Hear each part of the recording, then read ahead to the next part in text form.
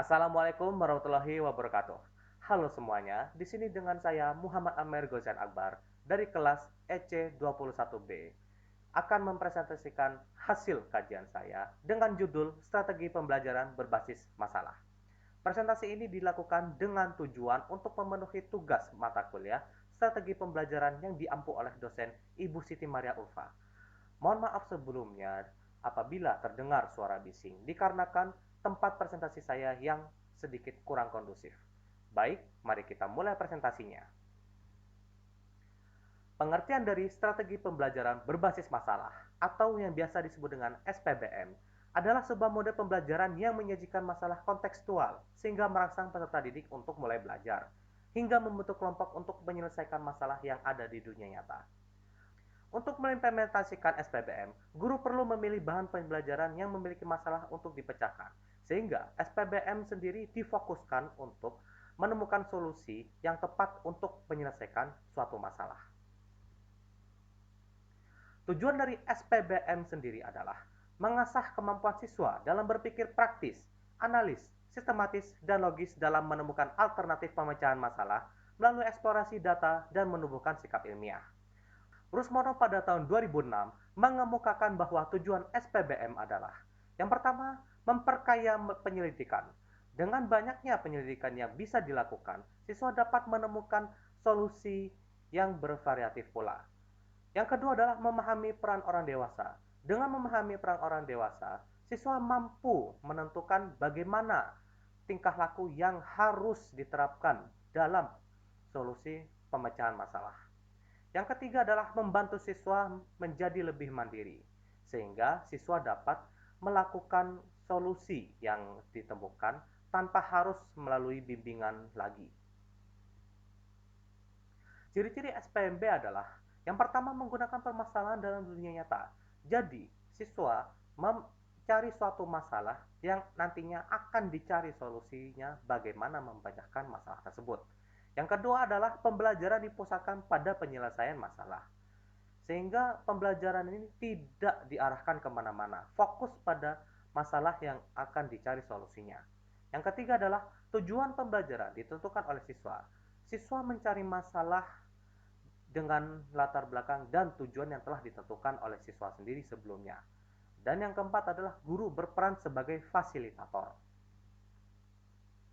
Tugas guru sebagai fasilitator sendiri adalah yang pertama mengelola SPBM dan langkah-langkahnya. Yang kedua adalah memfasilitasi berfungsinya kelompok kecil, sehingga kelompok kecil dapat berjalan dengan lancar. Yang ketiga adalah memandu siswa untuk mempelajari materi, sehingga siswa dapat mengikuti materi dengan efisien. Yang keempat adalah pendukung otonomi siswa dalam belajar mendukung humanisme, sehingga tumbuh rasa empati dalam siswa untuk bisa menemukan solusi dari masalah yang ingin dipecahkan. Yang kelima adalah menstimulasi motivasi sehingga mahasiswa tergerak untuk bisa dengan cepat menemukan solusi dari masalah yang sedang dianalisis. Yang keenam adalah mengevaluasi pembelajaran. Dengan evaluasi, guru bisa menemukan apa saja hal yang mungkin perlu dikembangkan lagi dalam pemecahan masalah tersebut. Yang ketujuh dengan bekerjasama dengan administrasi program studi. Di sini, guru juga bisa menjadi penengah antara program studi dan siswa agar bisa berkomunikasi dengan lancar. Karakteristik dari SPBM sendiri memiliki 5 kriteria dalam memilih materi pelajaran. Yang pertama adalah materi harus mengandung isu konflik yang bersumber dari media, sehingga dari isu konflik tersebut dapat ditentukan masalahnya. Yang kedua adalah materi bersifat familiar bagi siswa, sehingga siswa dapat mengikuti materi tersebut dengan lancar. Yang ketiga adalah materi berkaitan dengan keperluan orang banyak, sehingga apabila ditemukan suatu masalah yang mengaitkan dengan keperluan orang banyak, itu dapat menjadi manfaat yang sangat besar. Yang keempat adalah materi mendukung kompetensi siswa sesuai dengan kurikulum yang berlaku. Yang kelima adalah materi sesuai dengan minat siswa, sehingga siswa akan tergerak untuk memecahkan masalah tersebut. Tahapan SPBM yang juga merupakan metode pemecahan masalah terdiri dari yang pertama adalah merumuskan masalah yang ditemukan. Yang kedua adalah menganalisis masalah yang ditemukan. Yang ketiga adalah merumuskan hipotesis yang telah ditemukan dari analisis masalah yang tadi. Yang keempat adalah mengumpulkan data dari hipotesis yang telah dirumuskan. Yang kelima adalah pengujian hipotesis berdasarkan data yang telah dikumpulkan. Dan yang terakhir adalah merumuskan rekomendasi pemecahan masalah yang bisa diterapkan. SPBM sendiri memiliki kelebihan. Yang pertama adalah menjadi teknik yang bagus dalam pembelajaran. Yang kedua adalah menantang dan memberi kepuasan pada siswa. Yang ketiga adalah meningkatkan aktivitas pembelajaran siswa. Yang keempat adalah membantu dalam menuangkan ilmu dalam pemahaman akan masalah realita. Yang kelima, sebagai pendukung dalam mengembangkan pengetahuan dan rasa tanggung jawab siswa, serta dalam evaluasi diri dan pembelajaran. Yang keenam, menjadi insight atau titik fokus bagi siswa dalam penekunan mata pelajaran.